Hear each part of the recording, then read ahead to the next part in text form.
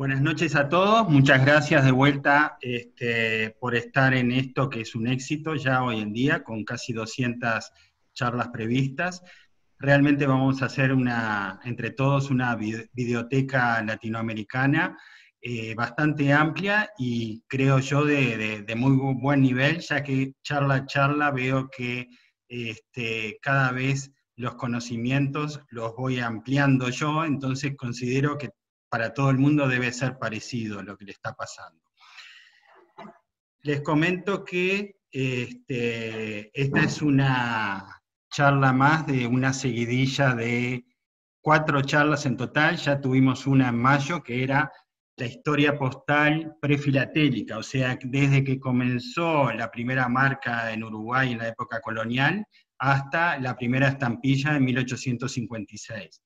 En ese momento tenía previsto hacer 2 charlas de historia postal, esa prefilatélica y otra que fuera de 1856 hasta 1880, que es cuando Uruguay ingresa a UPU.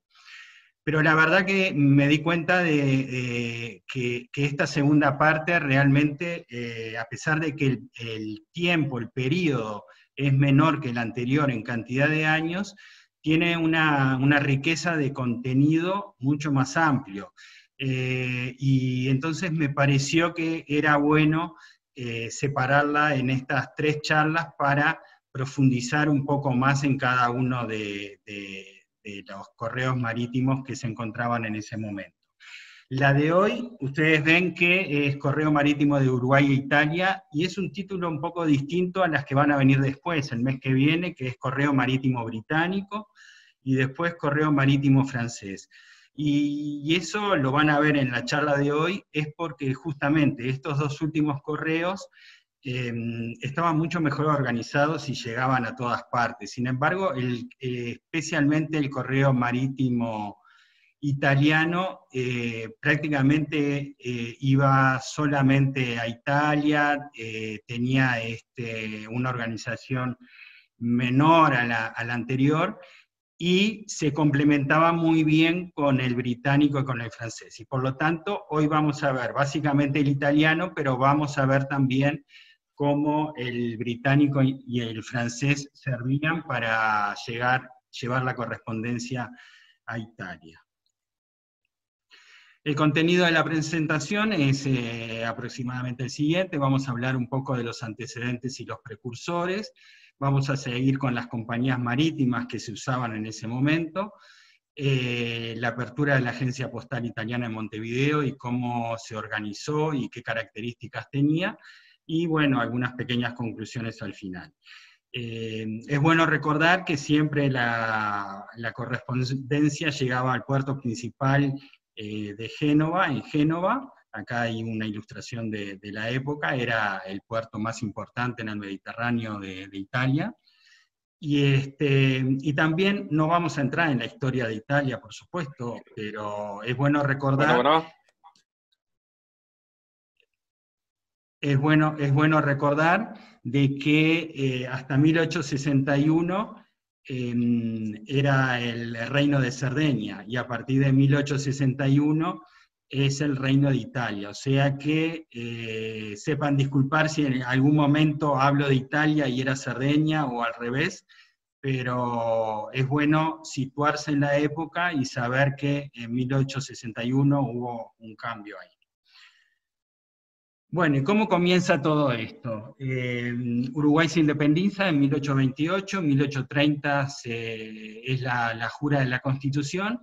Inmediatamente Uruguay sale al mundo, el gobierno quiere hacer tratados con varios países europeos, y para esto lo que nombra es a este señor que está acá a la derecha, José Yauri, lo nombra ministro plenipotenciario. Es como un ministro del exterior, pero el tema es que la distancia que había con Europa era básicamente de 2-3 meses en barco, no había cómo comunicarse más que no sea por cartas. Entonces José Yauri se instaló en Europa y quedó con plenos poderes como para hacer tratados con varios países y varios reinos. En esa época, por 1840, hizo tratados con Gran Bretaña, con Francia, con el Reino de Cerdeña, con España y con el Reino de Dinamarca. La verdad que tuvo una acción en Europa muy fructífera. Acá a la izquierda ven el Tratado de Amistad, de Comercio y de Navegación con el Reino de Cerdeña, que me conseguí justamente porque es el comienzo de todo esto. El tratado se hace en 1840 y se ratifica recién en 1843. Ahí se crean las bases de todo lo que vamos a ver en los próximos años. Pero también es importante recalcar lo que era la colectividad italiana en nuestro país. No era una colectividad cualquiera. En ese momento Uruguay estaba muy bien organizado y tenía la voluntad de que inmigrantes lleguen a nuestro país. Y tan es así que les muestro acá a la izquierda una tabla de unos censos en determinados años, donde se muestra la cantidad de sardos que había en 1835, unos 2.000, en 1842 ya había 8.000, en 1850 ya habían 10.000, en 1870 ya son italianos, unos 70.000, pero también varios hijos de los primeros que llegaron, ¿no? O sea que la colectividad iba creciendo. En la última columna tienen el total. Fíjense que en 1870 básicamente es el 25% de la población eran italianos. Para darles una idea, en la actualidad el 40% de la población son descendientes de italianos, para que vean lo importante que era. Y estaba todo muy bien organizado. A la derecha les muestro una foto de la isla de Flores, que fue nombrada en la charla de Schlichter del Graf Spee. ¿Se acuerdan? Donde los marineros del Graf Spee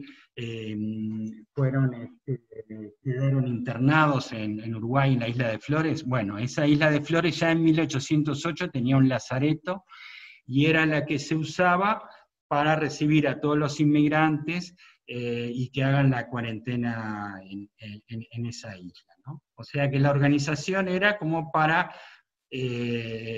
recibirlos en forma rápida y que se integren a nuestra sociedad. Pero también esta tabla quería mostrar que si bien en forma relativa era importante, en cantidad absoluta no eran muchos.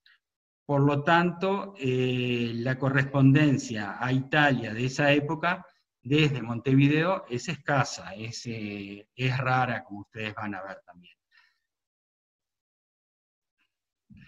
Y en ese momento, ¿cómo hacía una persona para comunicarse con sus familiares en Italia, o los comerciantes italianos tener contacto con el comercio italiano?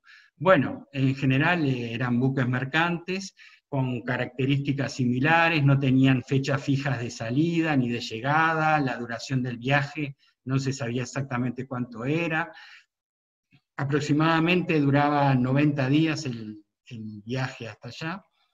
Y a la derecha vemos una carta bastante rara de Montevideo a Génova con la marca Via di Mare A. El A era de Atlántico, se le ponía esta marca en Génova a toda la correspondencia que venía del otro lado del Atlántico, que llegaba a Génova. Del lado de atrás se ponía la fecha, como ustedes ven ahí, 27 de septiembre, es del mismo color que la marca de adelante. Esta en particular duró 89 días, se cobró 0,40 liras al destinatario, y todo esto que vamos a ver está bajo una convención postal que fue en 1838, firmada entre Francia y el Reino de Cerdeña. ¿Qué decía básicamente, entre muchas cosas, esta convención postal? Bueno, saqué dos o tres pequeños datos que son los que nos pueden interesar a nosotros de aquí en más, que decía que iba a haber un intercambio diario de correspondencia entre Francia y el Reino de Cerdeña, se creaban nuevas oficinas de correo, En Francia se creaba la de París, la de Antibes, la de Lyon y la de Pont de Beauvoisin, y en el Reino de Cerdeña se creaba la de Turín, la de Chambéry y la de Niza. Entonces acá les puse dos ejemplos para que ustedes vean cómo es que en esa época llegaba la correspondencia hasta el Reino de Cerdeña. Estas son cartas que salían de Montevideo, por ejemplo, la de la derecha salió de Montevideo en diciembre del 46, llegó en abril del 47, o sea, duró 102 días en llegar, y por la marca que ustedes ven acá, llegó primero al puerto de Marsella, que lo ven acá, lo puse en el mapa de acá abajo, este punto rojo, y de ahí fue hasta Génova, pasando por Niza, que es uno de los puntos de entrada que estaban en esa convención. Entonces se le ponía esta marca, Vía di Niza, para que se vea por qué ruta llegaba. Este pagó 2 liras con 60, lo tuvo que pagar el destinatario. No pasó por el correo uruguayo. En cambio, el de la izquierda es un ejemplo de la misma época, pero distinto a este. ¿Distinto por qué? Primero, porque pasó por el correo uruguayo, o sea, le pagó al correo uruguayo lo que le correspondía en la época. Esto es importante que ustedes lo recuerden porque de ahora en más van a ver como siempre hubo diferencias cuando pasaba por el correo uruguayo o no pasaba por el correo uruguayo. Este pasó, acá se ve la marca fechadora, la primera que existió en Montevideo, pasó por el correo uruguayo, fue por un vapor francés, el Omega, demoró 77 días en llegar, pagó un poco más el destinatario que la otra carta de la derecha, pagó 3 liras, llegó más lento, pero en vez de entrar por el Mediterráneo, entró por el norte, por el puerto de El Havre, y llegó al Reino de Cerdeña pasando por la oficina postal del Pont de Beauvoisin, y de allí llegó a Génova, y por eso lleva esta marca de entrada. Son cartas algo raras estas, con estas marcas llegadas de Montevideo. Como vimos antes, la colectividad italiana era importante, por supuesto en Buenos Aires pasaba algo muy similar a Montevideo, y entonces siempre habían contactos con el cónsul en Uruguay, en Montevideo, para que la correspondencia que querían mandarle a sus familiares o a los comerciantes llegue de una forma más rápida y más económica, por supuesto. Había una cierta presión en ese sentido. Y también eso se vio desde Italia. Y la primera línea naviera que se crea en Italia es la Compañía Transatlántica, es la primera que se crea para hacer el recorrido hasta el Río de la Plata. Se crea en 1852, con estos barcos vapores que se ven acá a la izquierda, el Conte di Cavour y Vittorio Emanuel, con unas 1.600 toneladas, que va de Génova hasta Río de Janeiro. Y después de Río de Janeiro, ahí hacía el transbordo a unos barcos, a unos vapores más chicos, el Italia y el Sardeña, de 800 toneladas aproximadamente, que hacía el recorrido de Río de Janeiro hacia Buenos Aires, pasando un día antes por Montevideo. Pero justamente se crea la compañía y lo que sucede un año después, en 1853, es que comienza la Guerra de Crimea. Y esta compañía, en el contrato que tenía con el Reino de Cerdeña, era que si sucedía alguna guerra, los barcos tenían que ir a la guerra. Y fue lo que pasó. Entre 1853 y 1856, que duró esta guerra, estos vapores estuvieron al servicio del Reino de Cerdeña para la guerra. O sea, que esta compañía realmente empieza a funcionar para lo que había sido creada en 1856, y solamente por un año, hasta 1857. O sea que la correspondencia por esta compañía es muy, pero muy rara. Y se caracteriza porque en Génova, cuando llegaba, se le ponía esta marca que ustedes ven acá en un rectángulo, Vapori Transatlántico. En realidad abreviado, ¿no? Vapori Transatlántico. Esta marca se ponía a toda la correspondencia que venía por esta compañía, que no solamente venía a Montevideo, sino también iba, como ya dije antes, iba a Río y a Buenos Aires. Entonces, en particular, esta carta que ustedes ven acá, que es la única que pude conseguir, hizo la ruta Montevideo, Génova, y de ahí se fue a París y después a Burdeos, porque el destino final era Burdeos. Acá en el reverso que les puse ven todas las marcas de tránsito.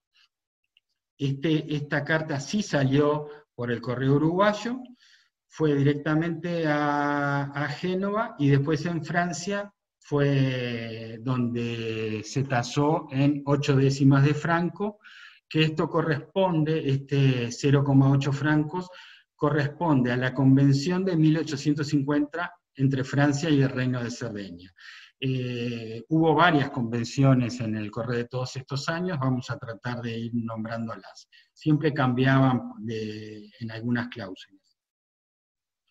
Se conocen muy poquitas cartas, menos de 5 de Montevideo a Génova, se conocen bastante más de Buenos Aires y de Río, pero esta es la única que no va a Génova, que va a Burdeos, y tiene signos de desinfección. Esto es algo que vamos a ver en varias cartas. En esas épocas muchas tenían los cortes característicos de la desinfección. ¿Y qué pasaba también? ¿Cómo se podía llegar con la correspondencia a Génova, a Italia? Estaba la Compañía de Mensajerías Imperiales. Esta sí ya funcionaba con el consulado instalado la agencia postal instalada en el consulado de Montevideo. Y les muestro dos cartas.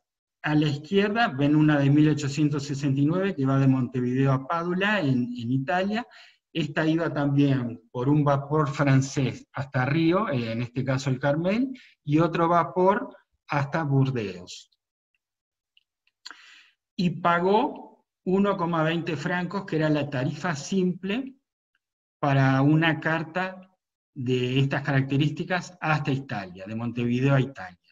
Las estampillas se ponían en Montevideo, y como ustedes ven, tampoco pasó por el correo uruguayo, fue directamente tienen la marca consular acá, con el PD de pago hasta destino, y con el característico matasello de puntos con el ancla en el medio.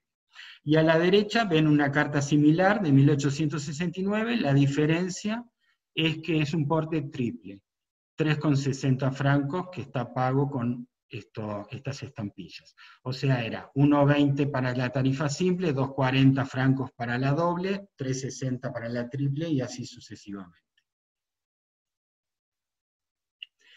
¿Qué pasa en 1863? Bueno, como les dije, había mucha inquietud en la colectividad italiana para que la correspondencia llegue más rápido y más barato, y en Italia justamente se crea la línea naviera Lavarello. Esto la crea el capitán Giovanni Battista Lavarello. Acá está la bandera GBL, y acá está uno de los vapores en Liguria. Y acá les pongo un poco la historia de esta línea naviera, que es la más importante y es la que más vamos a ver en esta conferencia. Fíjense en los nombres de los vapores, ¿no? El de 1864, el velero Buenos Aires, después en el 67-70 se integra el Montevideo. Ustedes por los nombres ya ven a dónde querían llegar con esta compañía. El Liguria y el Aquila. 1871, acá se ve el viaje inaugural, y vemos por dónde pasa, que también es algo interesante que tenemos siempre que saber en historia postal. Sale de Génova, pasa por Marsella, Cádiz, Tenerife, donde para cargar carbón. Esa es una característica también de los vapores de esa época. Generalmente tenían que parar en la mitad de su recorrido para cargar carbón. No se olviden que es una época donde hasta unos años atrás se usaban veleros y después se introdujo la máquina de vapor, principalmente, como ya sabemos, en la Revolución Industrial de Inglaterra, en Inglaterra, y las máquinas de vapor necesitaban la caldera, y la caldera necesitaba carbón para poder producir vapor. Así que tenían que cargar carbón. Después venía a Montevideo y luego a Buenos Aires, en una duración mucho más corta. Ya los barcos, los vapores iban más rápido, una duración de 30 días, y en el 72 se integran vapores mayores, el Europa, el Sudamérica y el Norteamérica.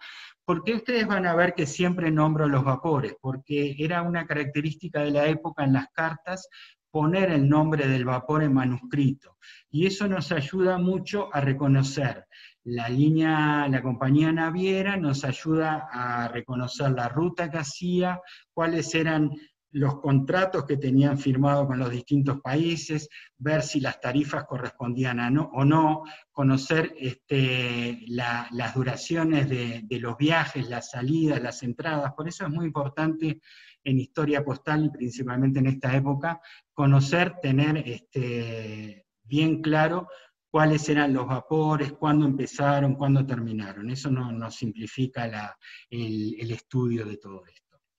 En el 72, acá ven que la ruta es Génova, Gibraltar, Cádiz, San Vicente, ahí cargaba carbón, Montevideo y Buenos Aires. Y después, para terminar la historia, en el 81 el capitán Lavarello muere, lo suplantan los hijos, inmediatamente unos años después ya venden la compañía naviera. ¿Y qué es lo importante de esta compañía? Bueno, que en 1873 hace un contrato con el gobierno italiano, que ustedes lo tienen, acá se los puse a la izquierda, todo el contrato, pero que a los efectos de esta conferencia, a la derecha puse cuáles son los puntos que más nos interesa a nosotros.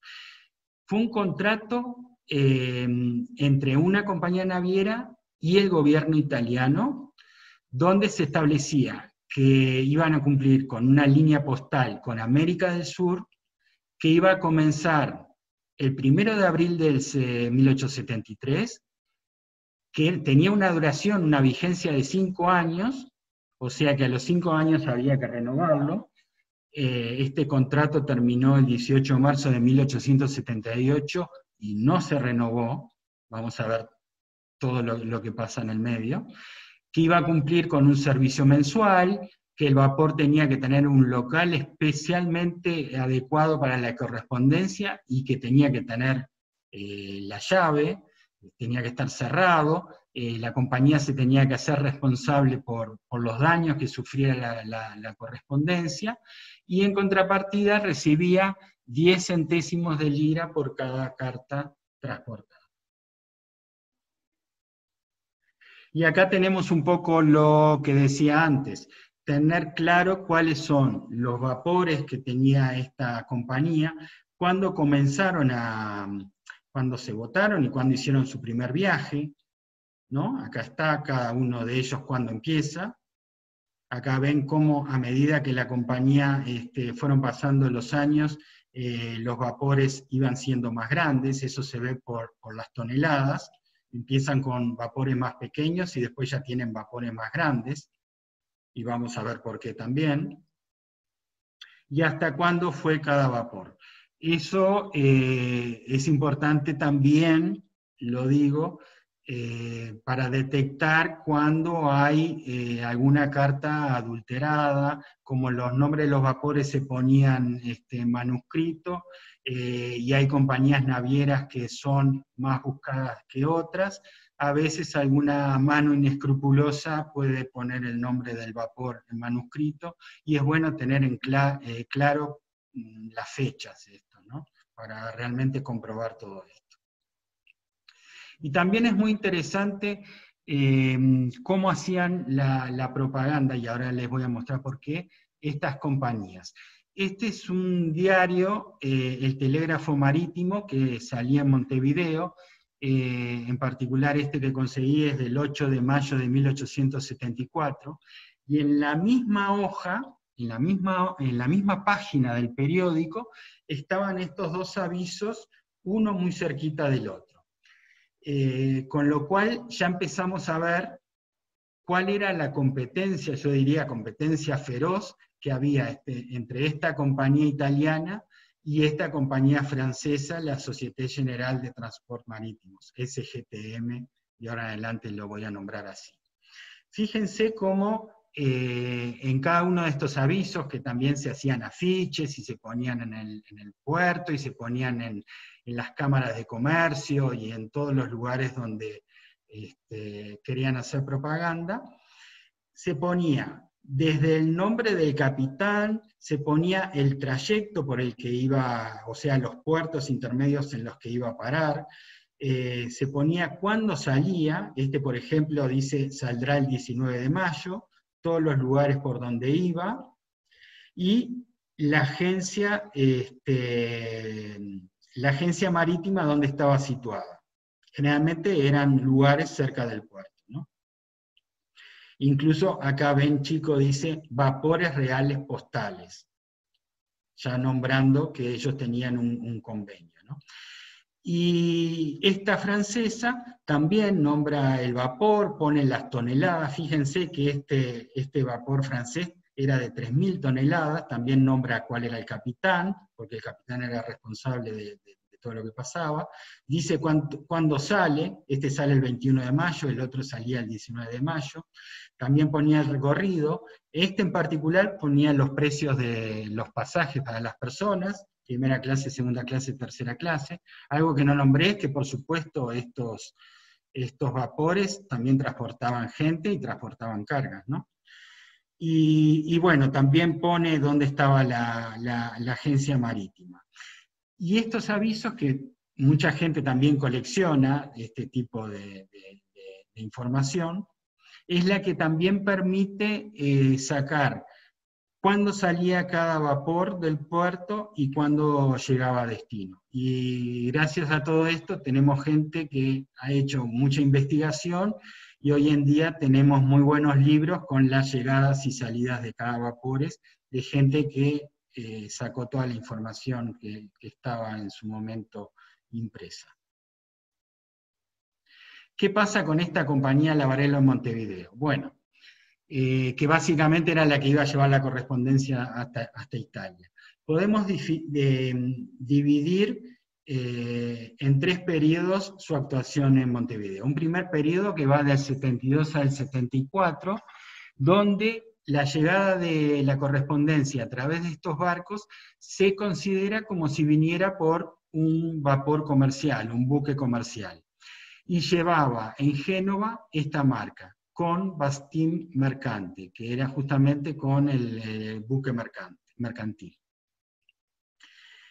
Después hay un segundo periodo, que es desde el 74 hasta noviembre de 1877, donde se modifica el tratamiento de la correspondencia a Génova. Y ahí ya cambian las marcas de llegada y cambian también las tarifas. Por eso es un periodo que hay que estudiarlo aparte. Al recibir la correspondencia en Génova, se le ponía esta marca de la derecha, da Montevideo, Coi Postali Italiani. Pero ¿qué pasa? Ahora van a ver, y lo voy a mostrar con ejemplos, que esta demoró unos meses en llegar. Entonces se encuentra correspondencia muy rara con estas marcas que ya estaban prontas. Lo vamos a ver enseguidita esto. Y después hay un tercer periodo, desde el 78 al 80, que ya terminaron los 5 años del contrato con el Lavarello que les mostré antes, entonces empieza un tercer periodo. La correspondencia que llega por estos vapores comienza a tratarse como se trataba en el primer periodo, con la tarifa como si fuera un vapor comercial y con la marca esta característica para los vapores mercantiles a la llegada a Génova. Entonces, ¿cuáles son las tarifas que se usaban en la época? Bueno, acá ven abajo, vamos a empezar un poquito con lo de abajo. Los vapores italianos, en este primer periodo, como les dije, recibían esta marca, o sea, los Lavarello, los que venían por la compañía Lavarello, recibían esta marca en Génova, y pagaban 0,40 liras por cada 15 gramos que lo pagaba el destinatario. Pero a su vez, una persona en Montevideo también podía seguir usando el correo marítimo francés y los vapores franceses, y el británico y los vapores británicos. Y acá les puse las tarifas. El vapor francés cobraba cada 7,5 gramos de carta 1 lira a la llegada. Y el británico era cada 15 gramos 1 lira con 70. O sea que si pesaba menos de 15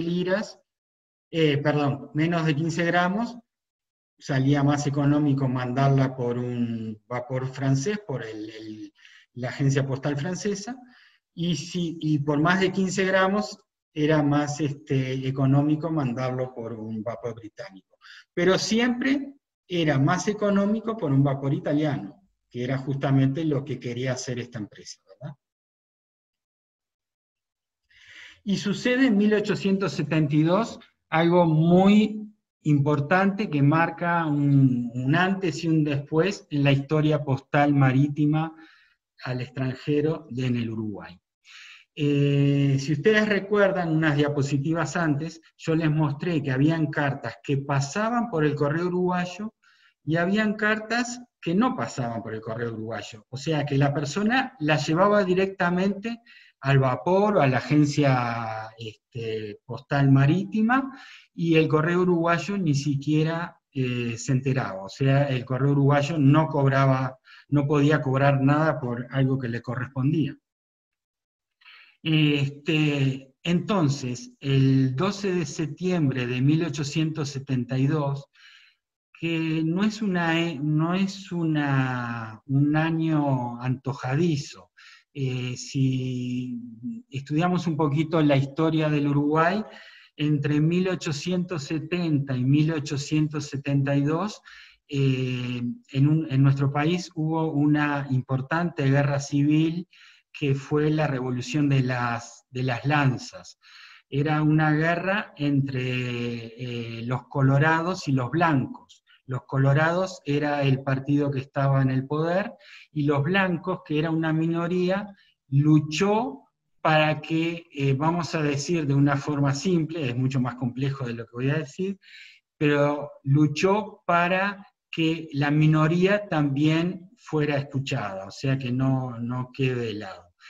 Como anécdota les cuento que hoy, que estamos a 150 años de 1870, el gobierno es del Partido Blanco y la minoría es del Partido Colorado, que está en coalición con este Partido Blanco. O sea que la historia viene de hace más de 150 años. Y justamente esta revolución de las lanzas, se llama las lanzas porque peleaban con lanzas justamente, termina en 1872.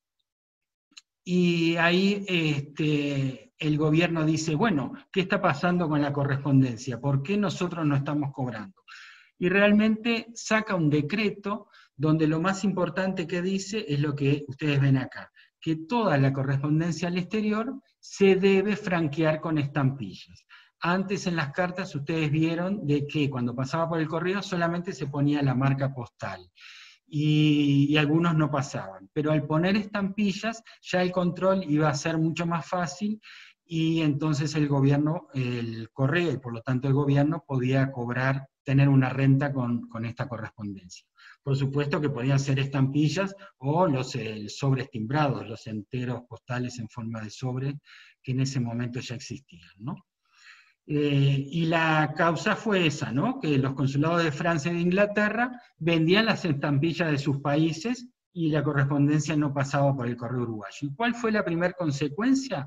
Bueno, no se olviden que Gran Bretaña era una potencia, y realmente Uruguay era un país muy, muy, muy pequeño. Y en ese momento la primera consecuencia fue que el paquete, o sea, el vapor que iba a salir, que tenía que llevar la correspondencia, inmediatamente después que sacó el decreto, el capitán no quiso hacer caso de eso y salió sin la correspondencia, no quiso llevar la correspondencia si no se la daba el consulado de Inglaterra. Y ahí el gobierno realmente se puso firme y le sacó el privilegio de paquete a ese vapor, y consiguió de que Gran Bretaña y Francia reconocieran que era un derecho que tenía el gobierno uruguayo. Hay muy lindos artículos en esa época en los diarios, hay periódicos que decían cómo Uruguay va a ponerse en contra de Gran Bretaña si no somos nada, no podemos ir contra... tenían miedo hasta que sucediera una guerra por eso, y hay otros que decían, no, si nosotros tenemos razón, por más chiquitos que seamos, ¿por qué no nos van a dar la razón? Y realmente les dieron la razón, y a los pocos meses todo esto funcionó bien.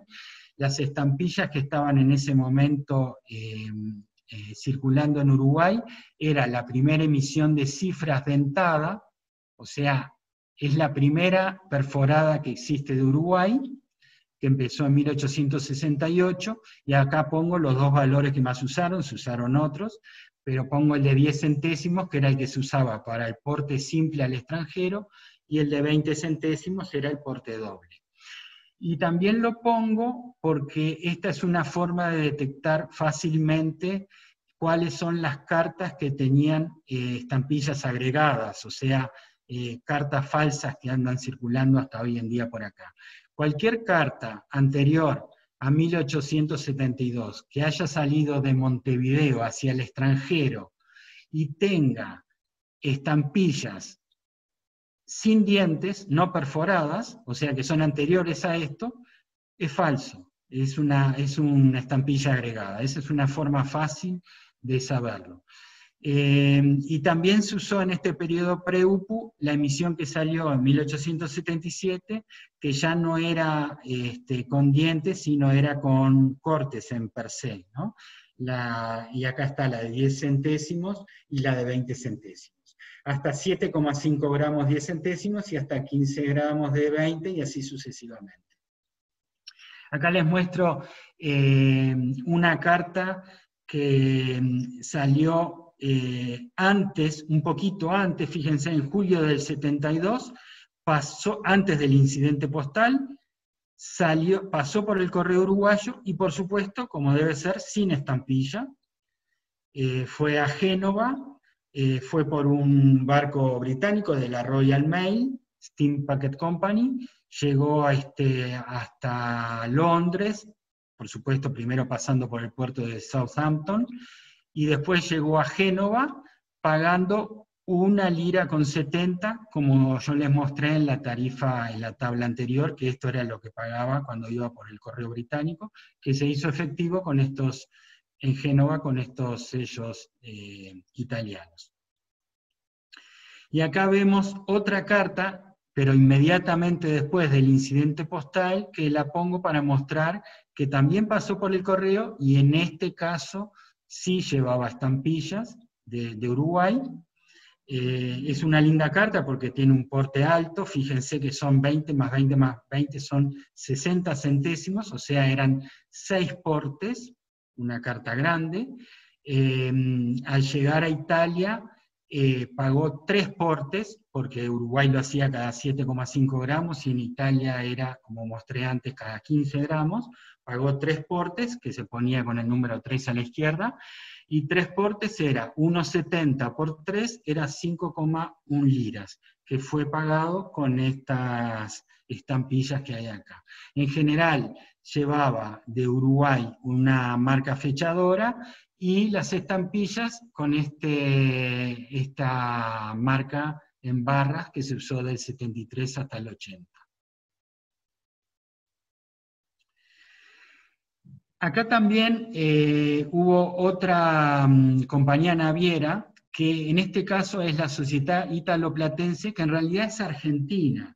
Se formó con empresarios argentinos, pero que en realidad eran italianos, pero que vivían en Buenos Aires. Esta Società Italo-Platense funcionó desde 1870 a 1876, hacía el recorrido Génova, Marsella, como siempre, por el Mediterráneo, Gibraltar, Tenerife, donde cargaba carbón, Río de Janeiro, Montevideo y Buenos Aires. Y funcionó solo hasta el 76, donde se remató porque no pudo con sus competidores, la Varelo y el SGTM francés, que hacían exactamente el mismo recorrido.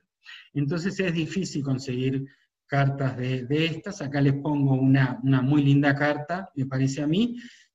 Tiene en manuscrito el vapor italo-platense, tuvo estos 3 vapores, el italo-platense, la Pampa y Po. Sale de Uruguay con la estampilla de 10 centésimos porte simple.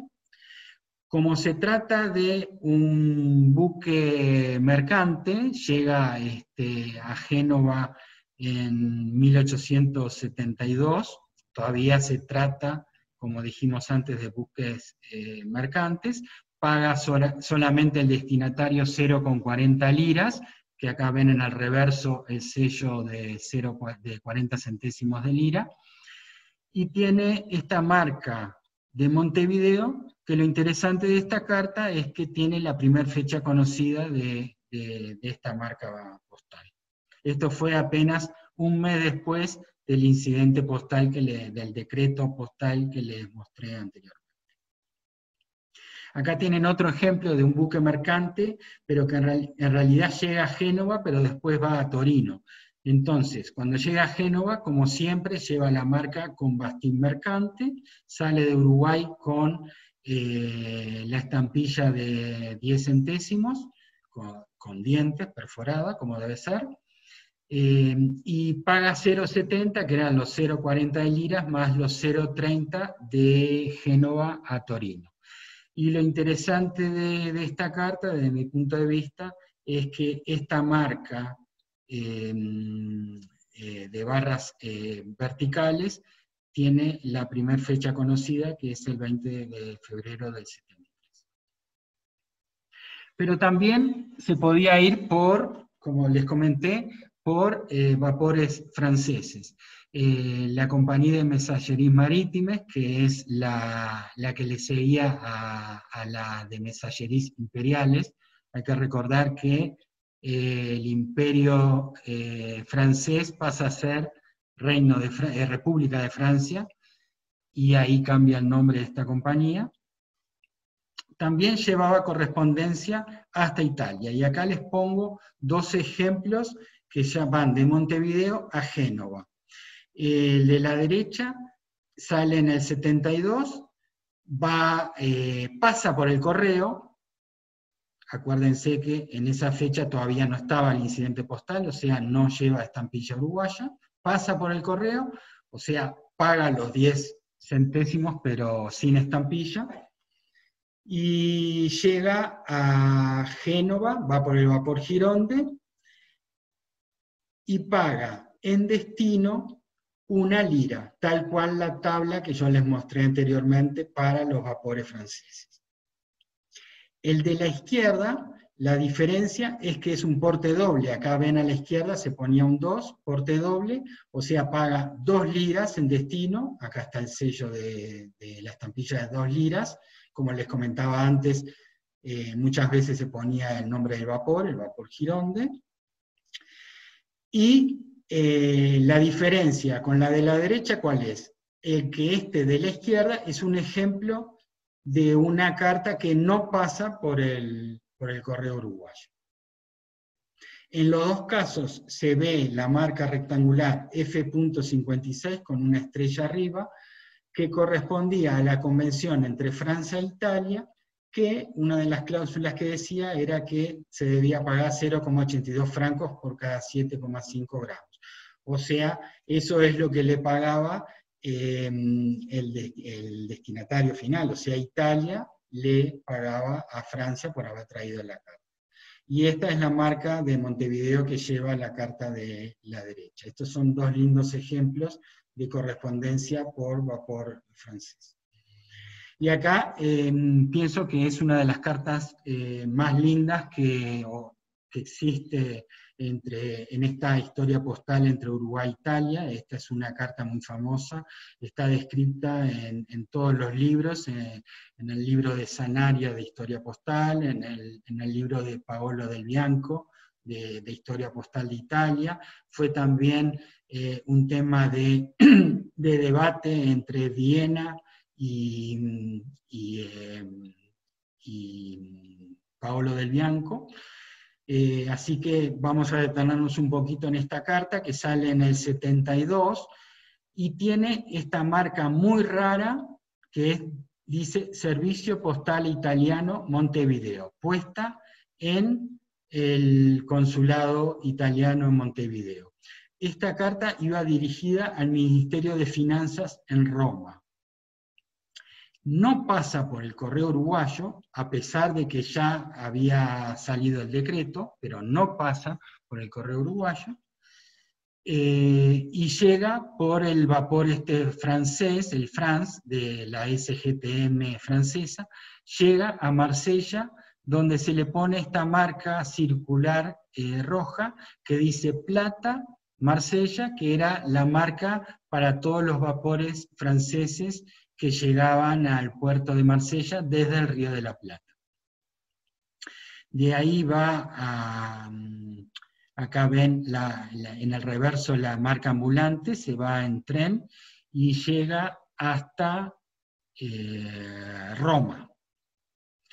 El tema es que justamente en esa época recién se están mudando los ministerios desde Florencia a la nueva capital que era Roma. Entonces, al llegar a Roma, la redirigen a Florencia. Esta fue tasada en una lira, como debe ser, por lo que ya vimos antes. Pero ¿qué pasa? Cuando llega a Roma, posiblemente alguien de la compañía Lavarel o de la propia SGTM le pone esta pareja acá de 40 centésimos para que haga el trayecto de Roma a Florencia y que esto lo pague el destinatario. Pero el Correo de Roma le pone, no le hace caso a esta tasa, lo tacha justamente y le pone el doble de porte de una lira y otra lira acá. Sin embargo, luego se dan cuenta de que esta lira está pagada de más, porque ya tenía esta pareja de 40, y se le pone, ustedes pueden ver acá, la marca anulato, o sea, anulan esta una lira, entonces en definitiva paga una lira 40. Por todos estos acontecimientos que le pasó a esta carta, es una carta muy rara y muy preciada en todas las colecciones, tanto de tradicionales, por los sellos, las estampillas que lleva, como todos los correos marítimos de Italia, de Uruguay, y todos los que hacen las compañías francesas, colecciones de compañías francesas. Y acá tenemos otro ejemplo con también esta marca del consulado italiano. De esta marca solamente se conocen 4 cartas, hay 4 cartas conocidas desde Montevideo.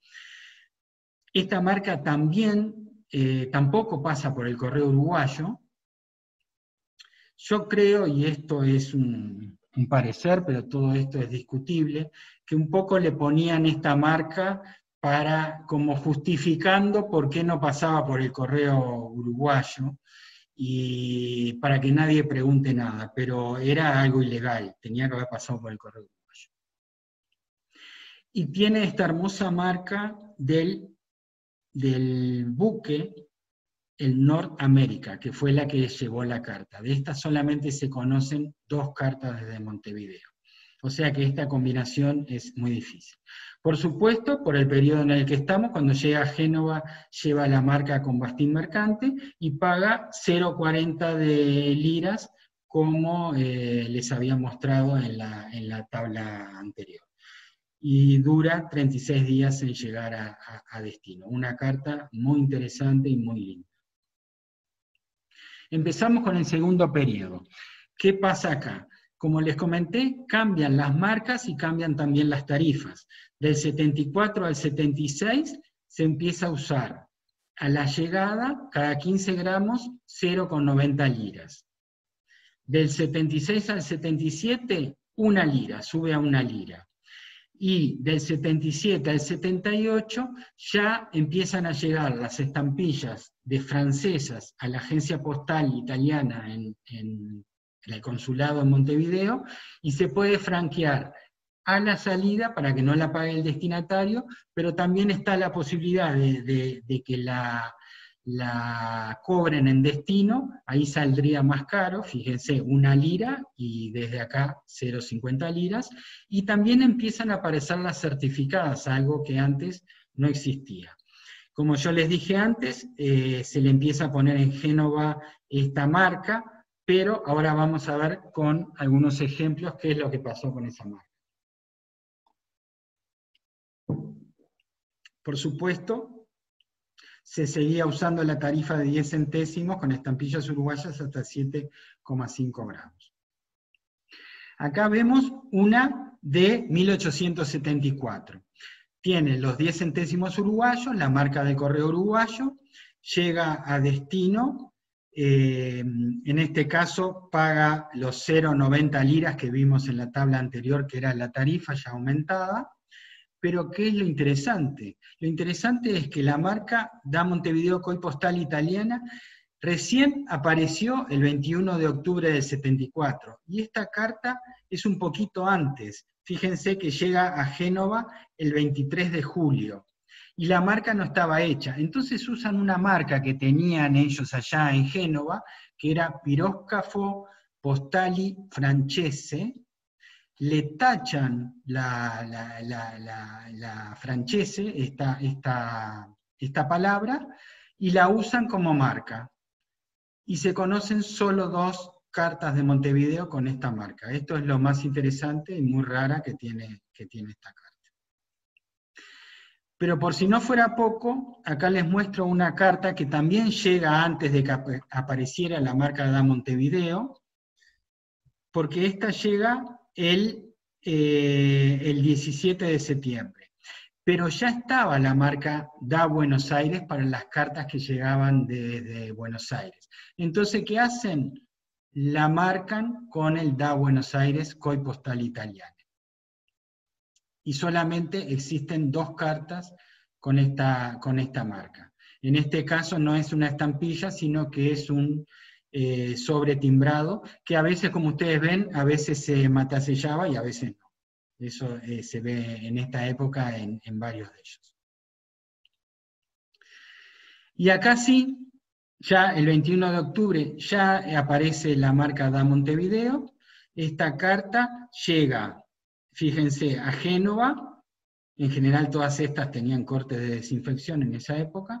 Llega el 14 de noviembre, unos días después. Y acá tenemos la primera carta conocida con esta marca da Montevideo. Pagan los 0,90 de liras, como dice acá, pagan el correo uruguayo los 10 centésimos, y se hace efectivo las 0,90 liras con estos 3 sellos de 30 centésimos cada uno. Una carta muy linda. Pero por si no fuera poco, ¿qué pasa en este segundo periodo? La agencia se cierra. Es que el cónsul en Italia descubre que hay, o es denunciado, uno de los empleados de la agencia postal por irregularidades. En definitiva, se había quedado con dinero, hacía cosas que estaban mal, y el cónsul cierra la agencia. Lo que no cierra es la oficina del Lavarello, porque era de una empresa naviera. El cónsul no tenía injerencia en eso.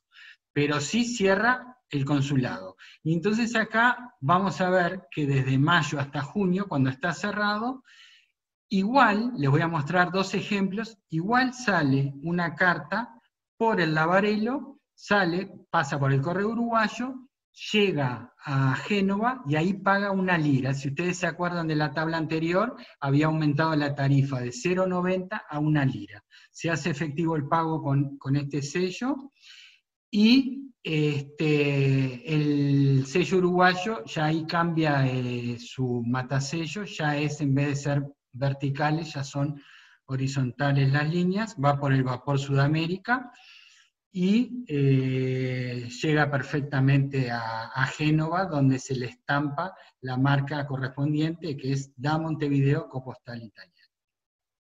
En ese periodo también se podían mandar cartas, pero por la correspondencia británica. Y acá vemos un caso, sale del correo uruguayo con los 10 centésimos y viaja por un vapor británico, pasa por Londres y llega hasta Génova, donde se paga 1,70, como habíamos visto anteriormente en las tarifas, o sea, paga bastante más caro. Se hace efectivo en Italia con el 1,70, acá está el tampón correspondiente de 17 décimas de lira, y esta es la tasa de intercambio entre Italia y Gran Bretaña, que en realidad está aplicada por error, porque esta, que correspondía a 1,10 francos cada 30 gramos de correspondencia, era para vapores que llegaban desde el Caribe y no desde el Plata.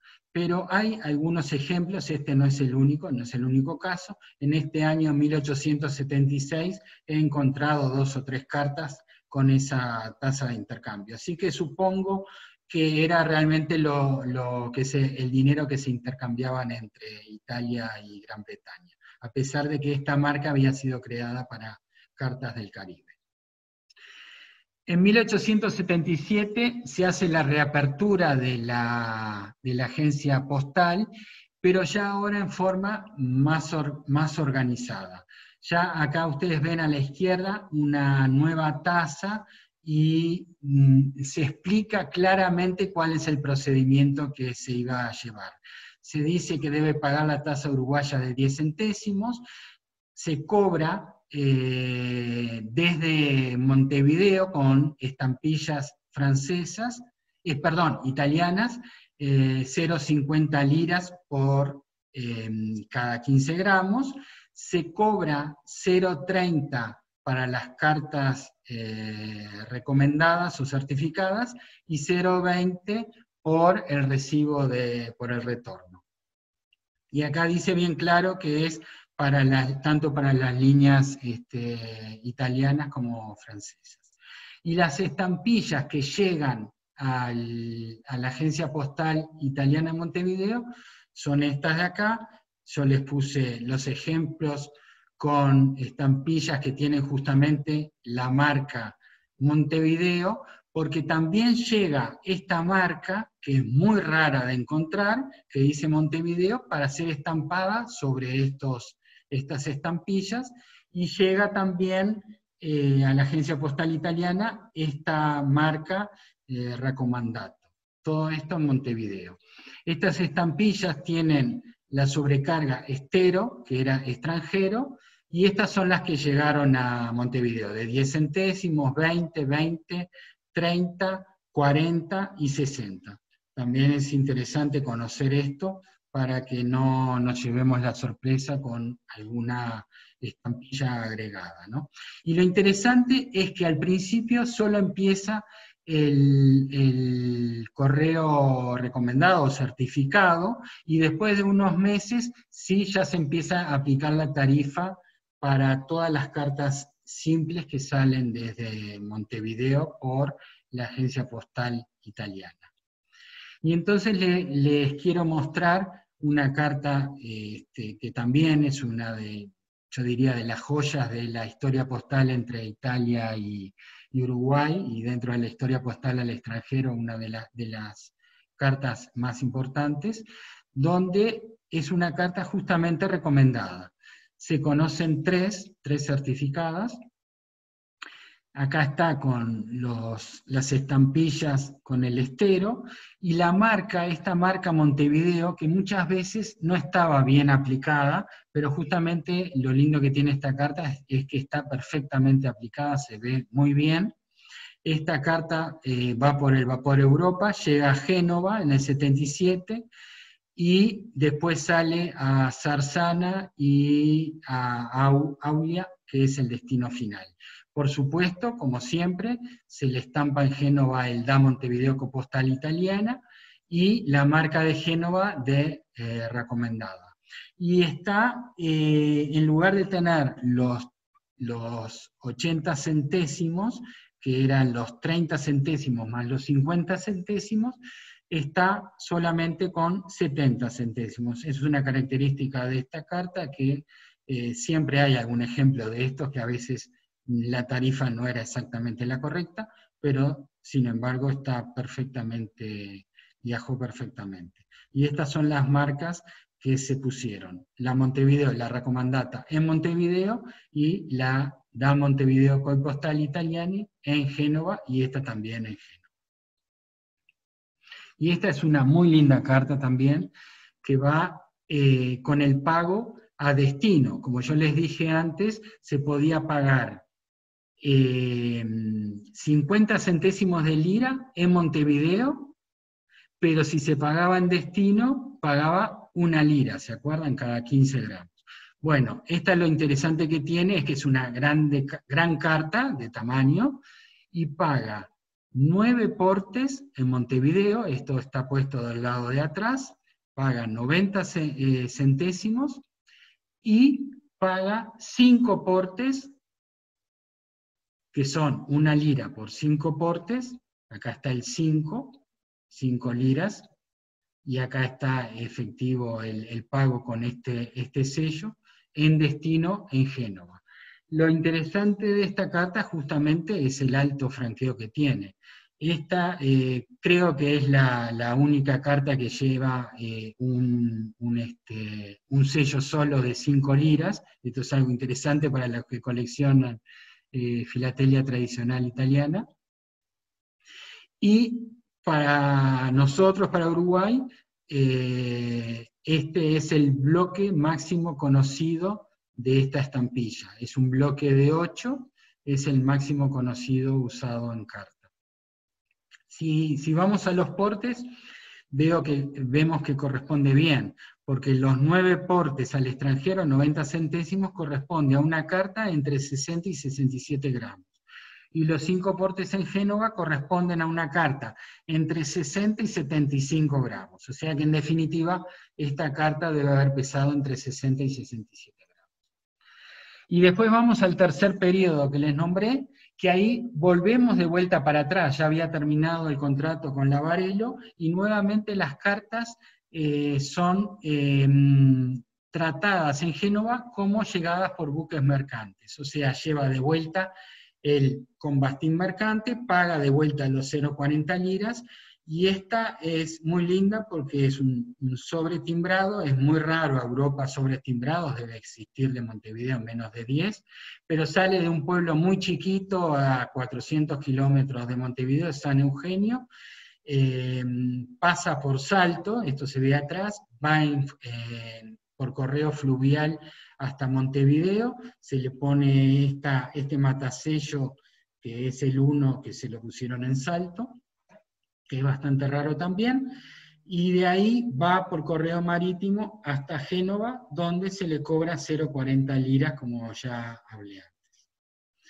Acá vemos otra, que sale, y es un ejemplo donde no se matasella el 10, en ese momento algunos lo matasellaban, otros no, igual no se podía volver a usar porque tenía el fechador correspondiente, con este fechador sucursal marítima, y a la llegada se ponía la marca correspondiente, el tampón correspondiente y el 40 centésimos pagado en destino. Después de llegar a Génova, fue en tren hasta Ventimiglia, como se ve acá atrás al dorso, con este matasello. Y acá vemos una muy linda carta de este tercer periodo por el alto porte que tiene. Otra vez vemos 90 centésimos, 9 portes, en una carta, un sobre grande, y en destino pagó 1,60. ¿Por qué? Porque se acuerdan que 0,40 pagaba por un porte. Por 4 portes, como dice acá, son 16 décimos, o sea, 1 lira con 60. Si vamos al peso de esta carta, de Montevideo salió con 90 centésimos, o sea, pesó entre 60 y 68 gramos, y en Génova pagó 4 portes, o sea, entre 45 y 60 gramos.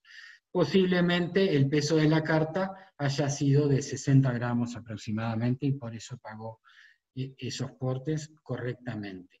Y acá vemos otra vez otro ejemplo donde en manuscrito se ponía el nombre del vapor. Vemos acá en este último periodo una carta por el correo francés, por el SGTM, ¿se acuerdan que esta era la compañía francesa que competía con el Lavarello y que fue en definitiva el que la hizo quebrar a la...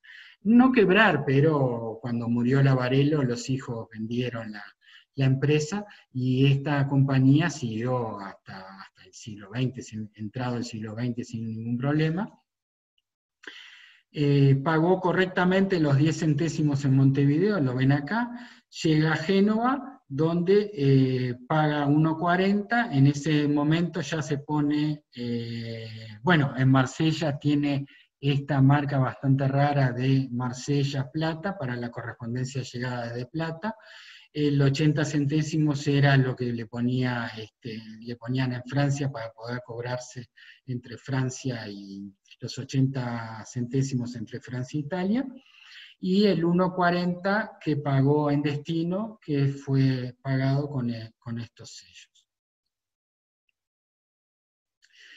Y bueno, como conclusión, yo me acuerdo cuando hice esta charla, y para terminar, iba poniendo un poco como anécdota mía, vamos a decir, ir poniendo todo lo que iba nombrando en una charla de historia postal, porque recuerdo que muchas veces hablamos de que la historia postal, hacer una colección de historia postal, es tener claro las tarifas, las rutas y las marcas.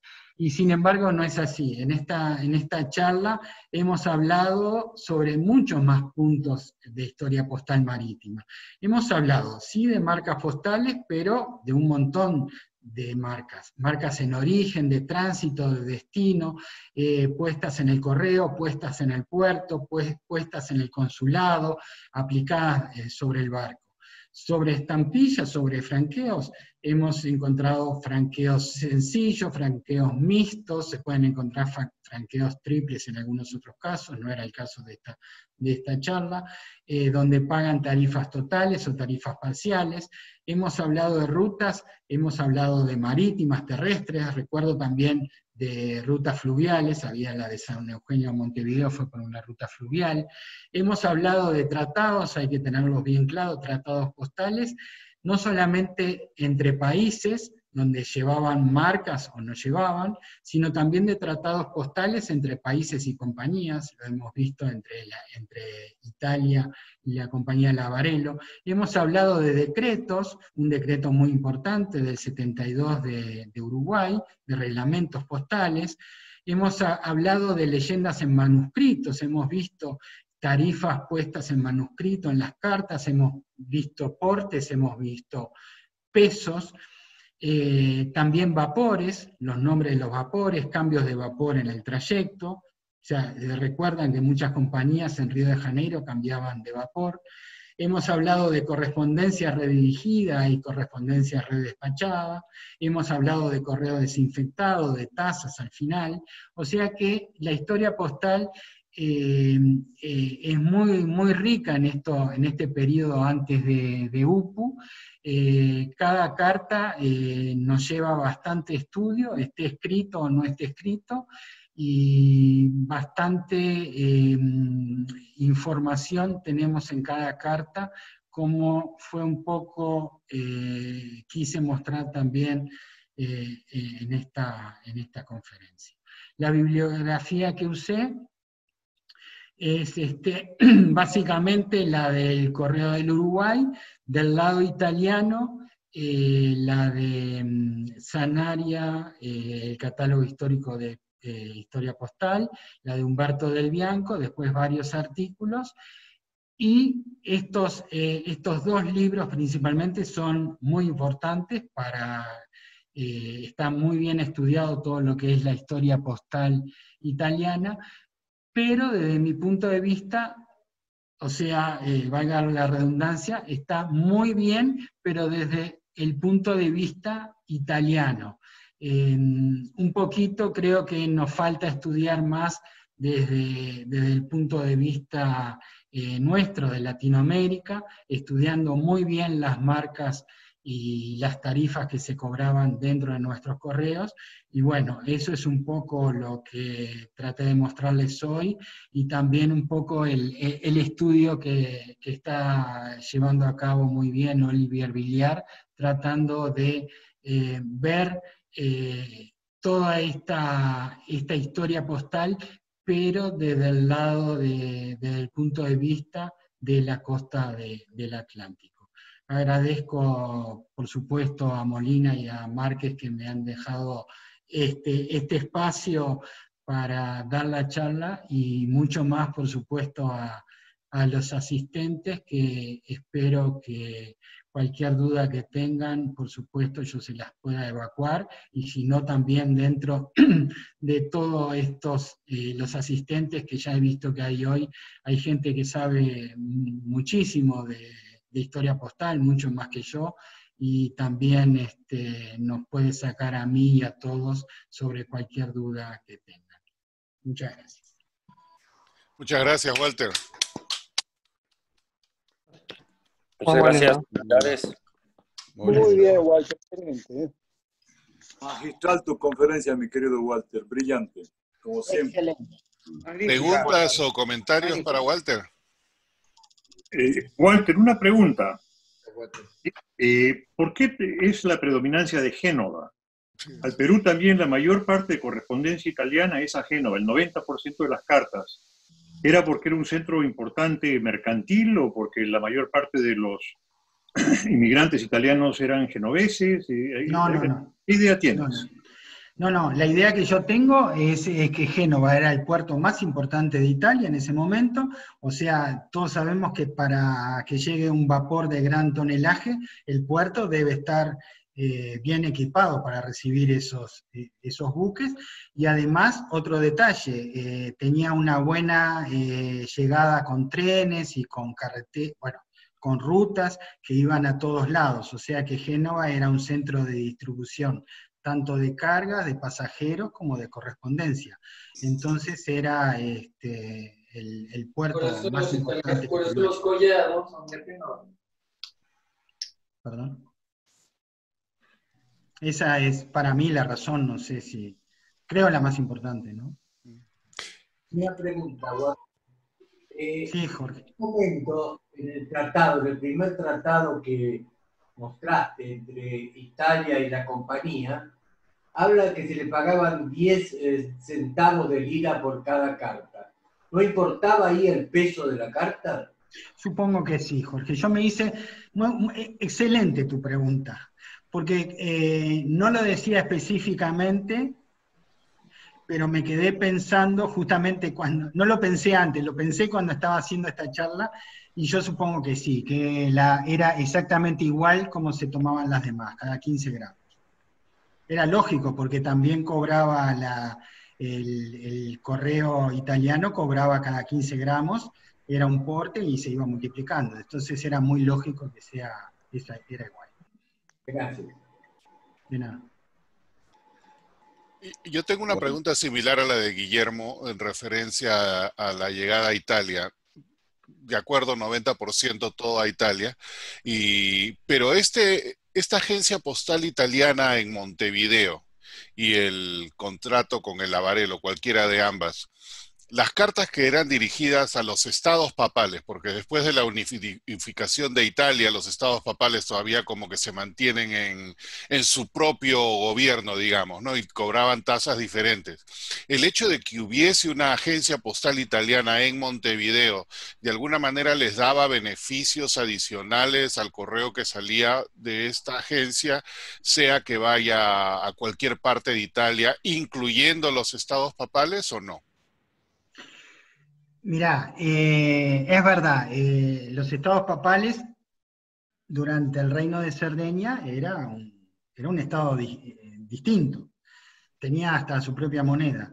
Después del 61 ya se hizo el reino, ya se unificó en el reino de Italia.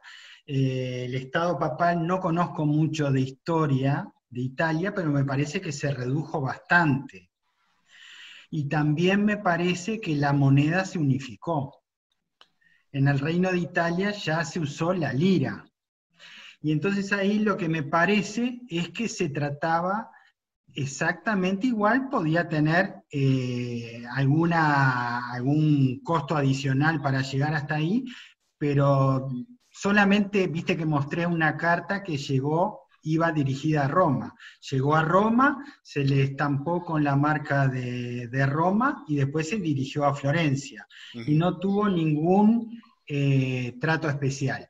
Ojo que el tratado de la compañía Lavarello era con el gobierno italiano. Claro. O sea que, y llegaba hasta Génova. Después, en Génova, listo. Ya el buque ya bajaba su correspondencia. O sea que no veo que existiera algo especial con Roma, no, por lo menos yo no sé si alguien conoce algo más de... Yo te puedo ayudar en eso, en Montevideo no hay ejemplos. Sí, Cristian. Sí, lo que dice Walter es correcto. A partir de 1861 se elimina el bagocci, que era la moneda que se usaba en el Estado Pontificio y en Roma, y se modifica para usar la lira. Y todos los estados italianos hacen ese acuerdo de la unificación postal. Por lo tanto, a partir de ese año es la lira y los centavos de lira los que corren. Preguntaba preguntaba también por una razón. Hay cartas de Perú que van a Roma, que eran los estados papales después del 61. Yo he visto del 66, del 65, de toda esa época. Y el porte de ingreso es totalmente diferente que cualquier otra parte.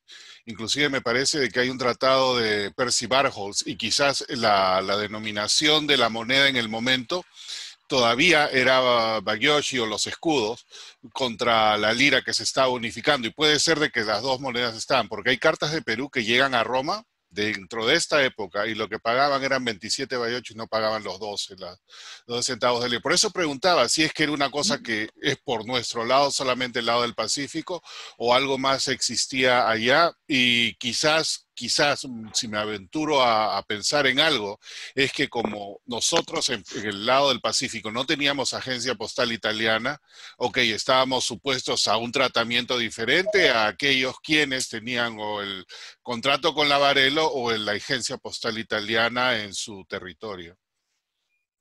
Bueno, es muy interesante conocer qué pasaba del lado del Pacífico, justamente para ver esas diferencias. Sí. No sé si de Argentina, no sé si alguien conoce cartas de Buenos Aires a Roma y que haya tenido un trato diferencial. Yo la única que pude conseguir a Roma es la que mostré. No, yo no conozco. ¿Y en Argentina también, o en Buenos Aires había también agencia postal italiana? Sí. Sí, también. Sí, claro. Viste que mostré, Henry, que cuando llegaba de Montevideo se le ponía la Montevideo y cuando llegaba de Buenos Aires se le ponía la Buenos Aires. O sea, es muy similar. Yo diría que son más las similitudes entre Buenos Aires y Montevideo que las diferencias. Claro. Sí. O sea, y justamente, Walter, ¿sí? Sí, y justo Walter, tengo una pregunta justamente con las diferencias, porque vos mostrás las tarifas que eran de la Agencia Postal Italiana Montevideo de 50 céntimos, ¿no? ¿Sabés que en Buenos Aires es una primera tarifa que es de 70, que va de 74 a 76 y después baja a 50? Esa de 70 no la tenés en Montevideo, ¿no? No, está bueno eso. Y bueno, anotalo para el estudio. Sí. Una preguntita, Walter. Sí. Cartas por la vía italiana desde Montevideo, con da Montevideo con postal italiana y bajada en Génova, pero ida a Suiza, dirigida a Suiza, al Ticino, por ejemplo. ¿Eso es algo que se ve habitualmente? Porque yo tengo alguna dirigida a Lugano y a una dirigida a Bellinzona. Es raro eso. Es muy raro. Tengo dos. ¿De qué año te acordás de qué es, Andy? ¿De qué año es? Como dicen los escribanos, la tengo por ante mí, doy fe, la tengo acá mía, la estaba mirando. Una es 1876, va a Lugano, tiene prepagado con franqueo uruguayo de 10 centésimos, tiene el da Montevideo con postal italiani, y recepción en Génova y con ferroviario ambulante a Milano a Chiasso, que es el cruce a Suiza, y la llegada a Lugano en diciembre del 76.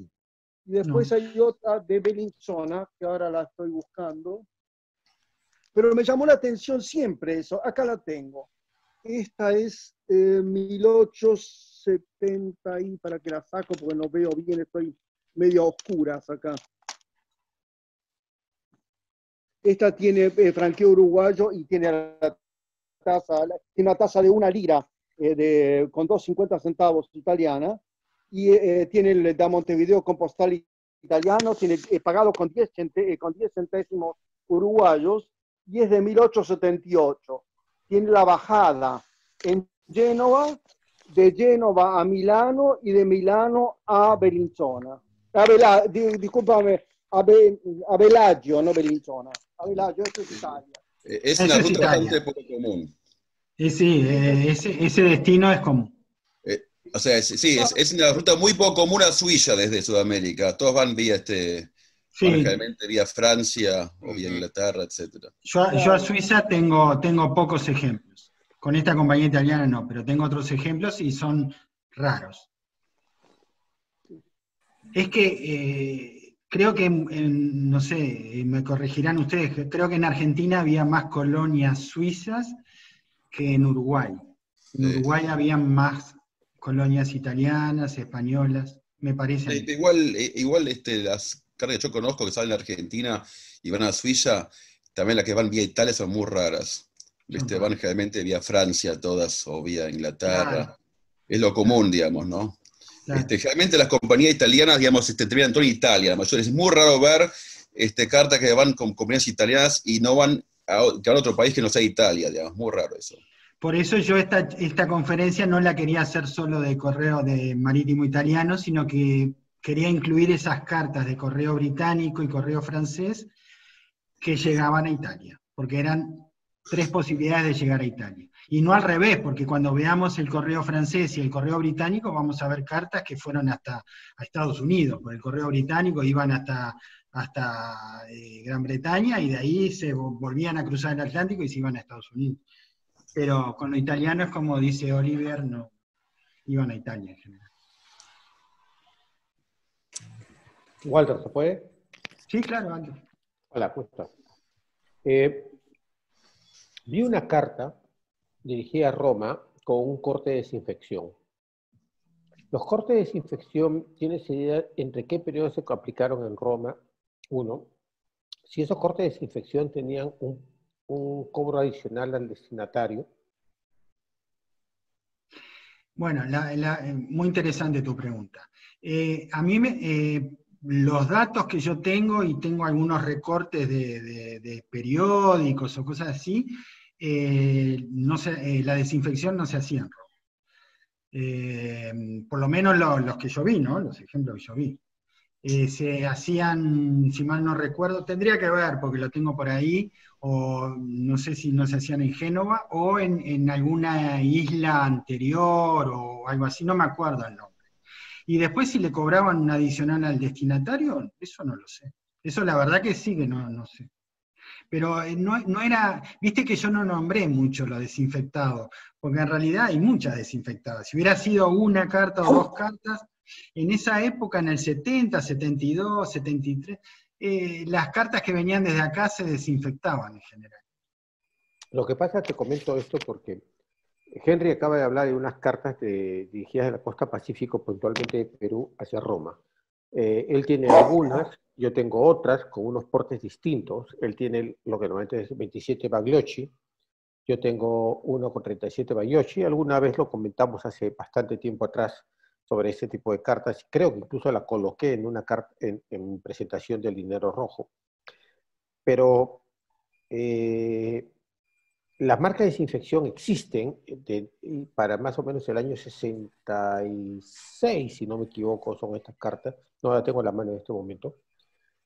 Pero nadie me ha podido determinar un periodo, porque incluso algún amigo nuestro me ha enviado por correo personal, me ha mandado algunos artículos sobre la desinfección por el cólera, me ha dicho que algunas cartas iban hacia los lazaretos, se desinfectaban con agua con lejía en un lazareto y luego pasaban a Roma. Otros me han dicho, esa vez no, que esto se hacía en Roma puntualmente. Entonces, parece que no es un tema bastante claro, por una parte, y por otra parte, lo que me llama la atención es que al menos la carta que tengo yo tiene una diferencia de 10 Bagliocchi frente al porte normal, y es la única que he visto que tiene corte de desinfección, o sea, tan claro como la que tú has marcado en ese momento. No te puedo contestar, Aldo. No. ¿Ok? Walter.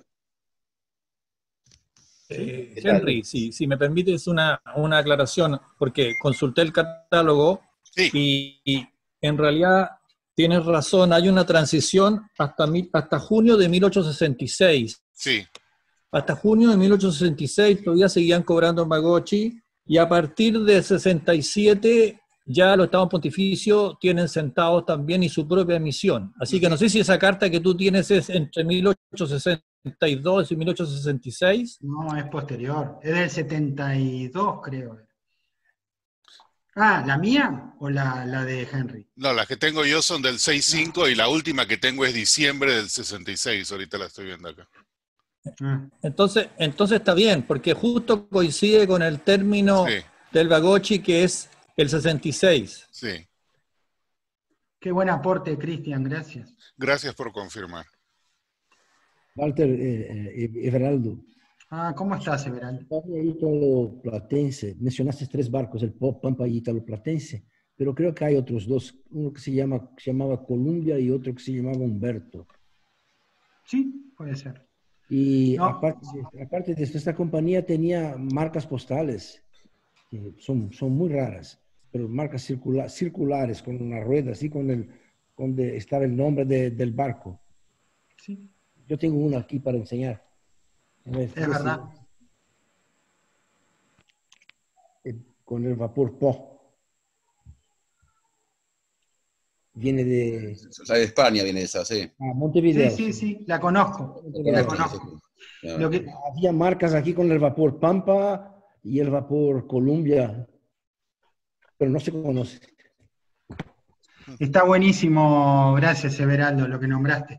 Lo que pasa es que, viste que uno de repente hace una charla en base también a su colección. Y mi colección es de Montevideo, Italia. Esa creo que es al revés, ¿no? Va de España. Es el mismo vapor Po, pero el vapor Columbia se conoce una carta que sale creo que de Argentina, de Buenos Aires, claro, por Columbia y la otra por Humberto. Sí, son rarísimas esas. Son de Ítalo Platense. No creo que salgan de Montevideo, pero los vapores existían. 1 o 2 viajes. Sí, claro. Sí. Pero esas marcas que mostraste, Everaldo, creo que yo no conozco ni una que salga que muestre una marca de esta saliendo de La Plata, de Montevideo o de Buenos Aires. De Montevideo ninguna. De Buenos Aires tampoco, de Buenos Aires. pero eran marcas que lo metía dentro del barco. Sí, exacto. Muy bien. Está bueno ese.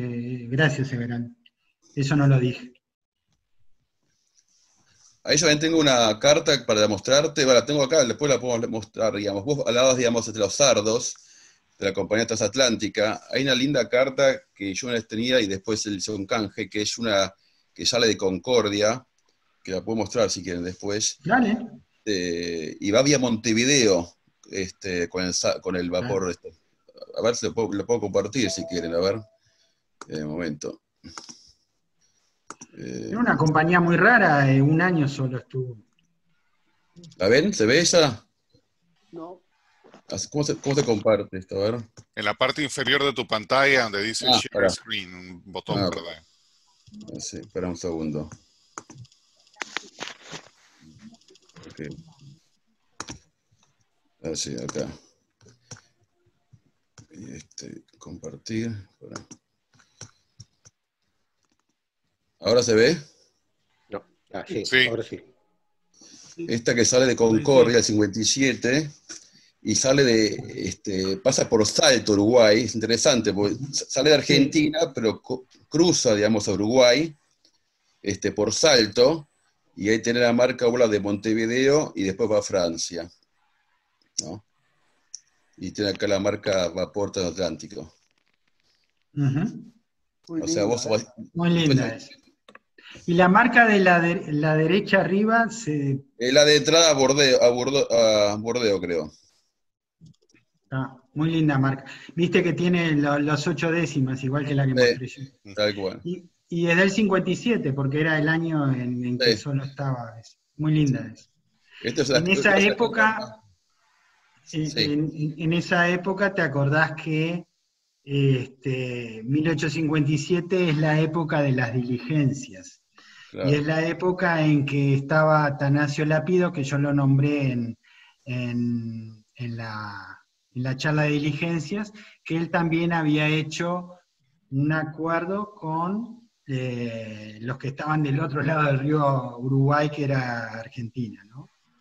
Claro. Porque en esa época estaba Buenos Aires por un lado, ¿cómo era? Estaba la Confederación por un lado, y Paraná era la capital, y Buenos Aires por otro, claro. ¿no? Entonces la mandaban por Montevideo y no por Buenos Aires. Claro. Está muy linda. Sí. Sí, pues raro, porque es las pocas cartas que vienen provenientes del interior, o también las que salen de Buenos Aires, salen de Buenos Aires con el vapor transatlántico, todas. Hay dos casos, una que sale de Santa Fe y esta que sale de Concordia, digamos. Creo que son las cartas más raras de este vapor que va a Europa, ¿no? Bueno, algo diferente. Muy lindo. Para el chivito. Muy lindo. Hola, Walter.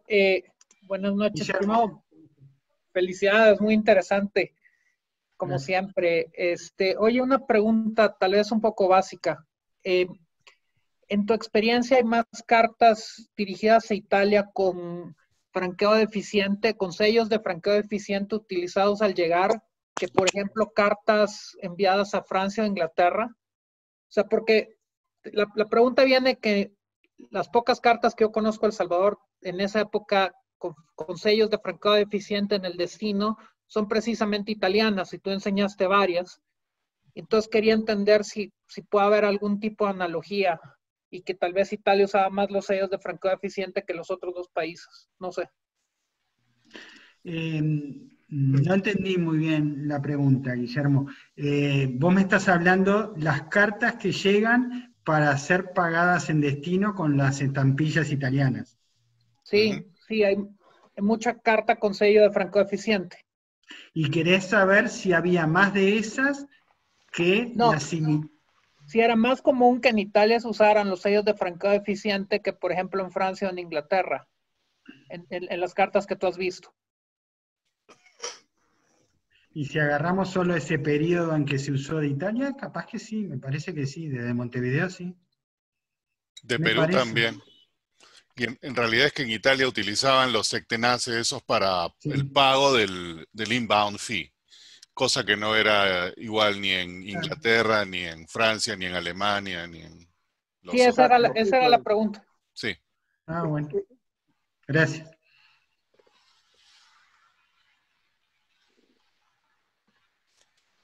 Jorge, ¿tienes otra pregunta? Oh. Una pregunta. ¿No podrá ser que esos dos barcos que acaba de decir Everaldo no llegaban al Plata, sino que llegaban a Río de Janeiro y eran transbordados a otros barcos a Buenos Aires? No, no. Esas líneas italianas no paraban en Río de Janeiro. ¿Dónde paraba? Paraba en Montevideo y Buenos Aires. Nada más. No paraba en Río. La Italo-Platense no paraba en Río. Era una compañía argentina que no tenía por qué parar en Río. Acordate que la Italo-Platense era como había comentado, fue hecha por empresarios italianos que vivían en Buenos Aires. Lo que más les interesaba a ellos era Italia y el Río de la Plata. Italia, Buenos Aires. Italia, La Plata. Claro. Así le fue, después se quebraron. Brasil por Italo-Platense. ¿Alguna otra pregunta o comentario para Aldo? Sí, Aldo, Henry, perdón, ¿qué para tal? Walter, le hemos cambiado el nombre dos días seguidos. No, mejor que le pregunten a Aldo. Walter, ¿qué tal? Te felicito por la charla. Claudio Burati. Gracias. Justo Aldo salió, pero te quería agregar al comentario que hizo Aldo sobre la desinfección, que por ejemplo en el correo desinfectado francés, para la correspondencia que entraba ya sea por Toulon o por Marsella, no implicaba un costo adicional la desinfección. Eso es lo que tengo entendido. Ajá. Él tenía esa duda con una carta, pero bueno, en Francia la desinfección no era un costo adicional. Ok, gracias. Eso también yo lo tenía entendido. Yo creo que no se cobraba en ninguna parte no sé en otros países, pero por eso me pareció una pregunta curiosa.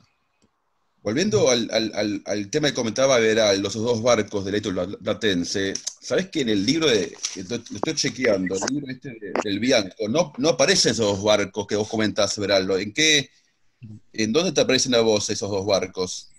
Yo voy a buscar, tengo aquí mencionado todos los barcos por todas las compañías y aquí me parece están los 5 barcos de Italo-Platense. Yo voy a buscar de dónde saqué esto, no sé. Sí, interesante para comparar, porque el de Bianco habla solamente de los 3 que mencionaba Walter, el Italo-Platense, el Pampa y el Po, pero no habla de otros 2 barcos más. Yo tengo el Po, Pampa, Colombia, Humberto y Italo-Platense. No, tengo que pesquisar, no sé. Okay. No puedo contestar.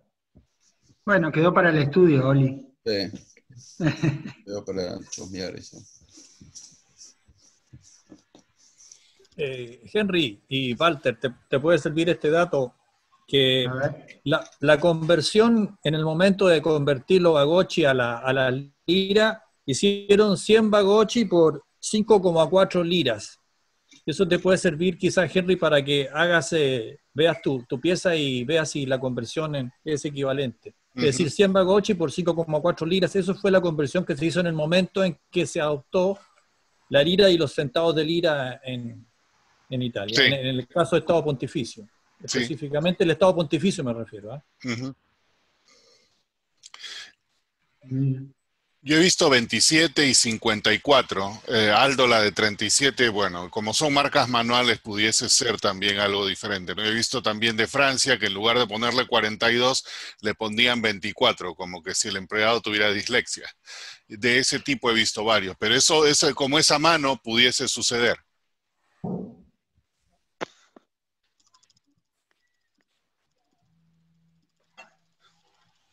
Bueno, en el caso de esos años que estaba tratando justamente Walter, había lo que llamaban la unidad monetaria del Mediterráneo. Un franco era una lira, es decir, los dos países mantuvieron monedas equivalentes.